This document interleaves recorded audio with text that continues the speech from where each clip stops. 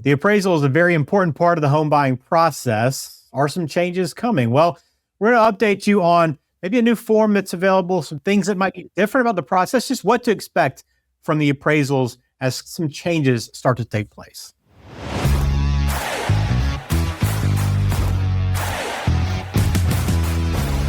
Welcome into the Smart Mortgage Show. Ben George with Bill Litton, Regional President at Cross Country Mortgage there in beautiful Chadds Ford, Pennsylvania. And Bill, we're talking appraisals today, and I know this is obviously a big part of it because I think I just talked to a friend who was looking to buy a home. Their appraisal on the home came back significantly lower than what the price was, so they were kind of working through that. But this is a big part of the process for anyone that's buying a home, right? Appraisal, I would say, is, when we get somebody under contract and we're headed towards settlement, it's the one thing that I can't predict. We've looked at the income, the credit, the funds to close. We've run it through Desktop Underwriter. So I know that the buyer qualifies fully. So no issues there.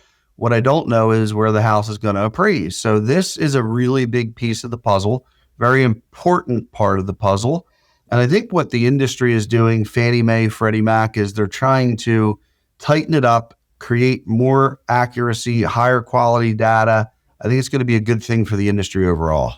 Okay, so let's explain that a little bit. Again, a lot of what we do on this show is about just making sure that you're informed, right, and educated on different parts of the lending process. So as changes happen and different industry trends are taking place, we try to point them out here as well. So kind of explain what maybe somebody should expect, and what exactly is going to be different about that appraisal form, Bill. You know what, Ben? The first thing that we should talk about the form being different is the form itself. So the existing form is over 20 years old. It's actually made to be able to fit into a typewriter.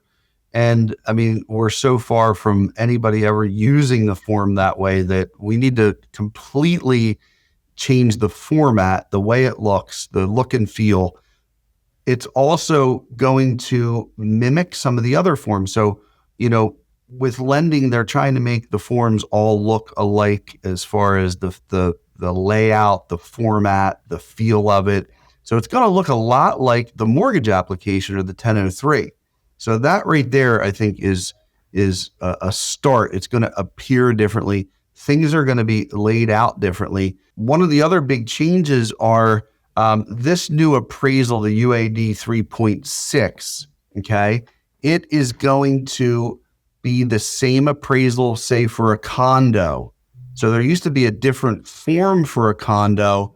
Now, whether it's a single family home, a townhome, or a condo, it's all going to be in this same form, but there's going to be different sections that are applicable if it's a condo. If it's not a condo, that section will not appear. If it is a condo, there's going to be a section that lays out information for condos. Or in the situation where, let's say that you have a house where there is income, it's a rental property. There's going to be a section for the rental income and comparable sales for rentals. If there's not, that section won't be there. So all the same form with different sections to be included or discluded from the form. So what will be different about the appraisals themselves, Bill? I think that's probably the main question people would have is it going to make the appraisal change at all? Should we expect or anticipate anything different about what comes back to us? Yeah, I think that what they're trying to do, the biggest change is to make the data more objective, less subjective, which means they are defining a lot more data points that are going to be included in the report. So instead of, writing a narrative, there are going to be predetermined data points that can be chosen, and those data points will lean towards more or less value. So now I will say that Fannie Mae and Freddie Mac have been collecting information and have increased data points in the past. So this is not brand new. This is an expansion of more data, more objective information to determine value. So overall, Ben, I feel like this is going to create a higher quality appraisal report. I don't think this is going to do anything negative for the industry. It's not going to stop all appraising. It's not going to have homes all not appraised. I feel like if anything, it's going to help the consumer and the industry have higher quality information to pinpoint values, which is a good thing for the industry.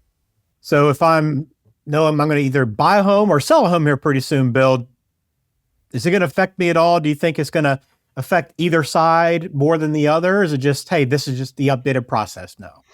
Well, I think one of the things, you had mentioned having friends where the house didn't appraise, right? So if a home is setting a new value and they're now the highest value in the neighborhood and there's not a lot of comps or data to support it, you may not appraise, although there will be built into the report at some point. Every house needs to set new value. There needs to be a house to do it. So there is going to be part of the equation allowing the new house to set the value.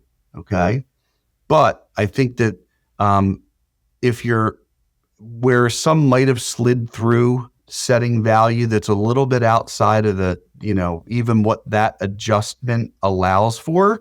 I think that's where you might see some problems.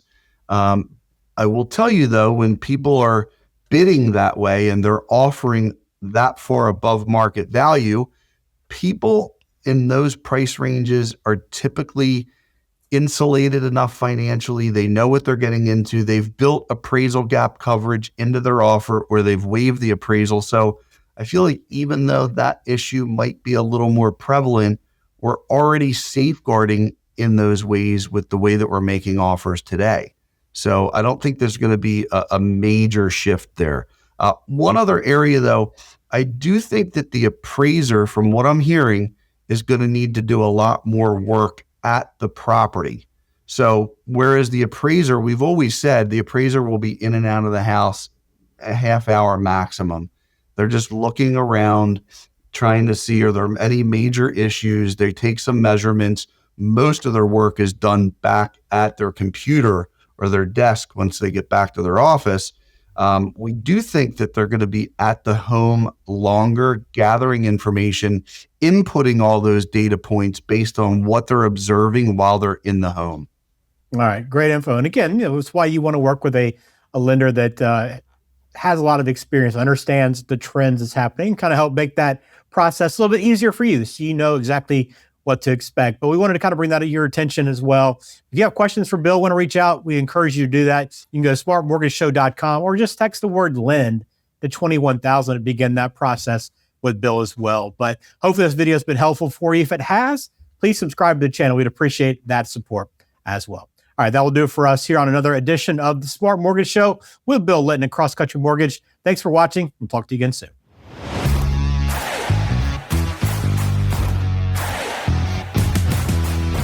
This program is for informational purposes only.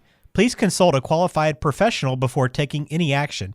Bill Litton is a loan advisor and regional president with Cross Country Mortgage, NMLS number 147060.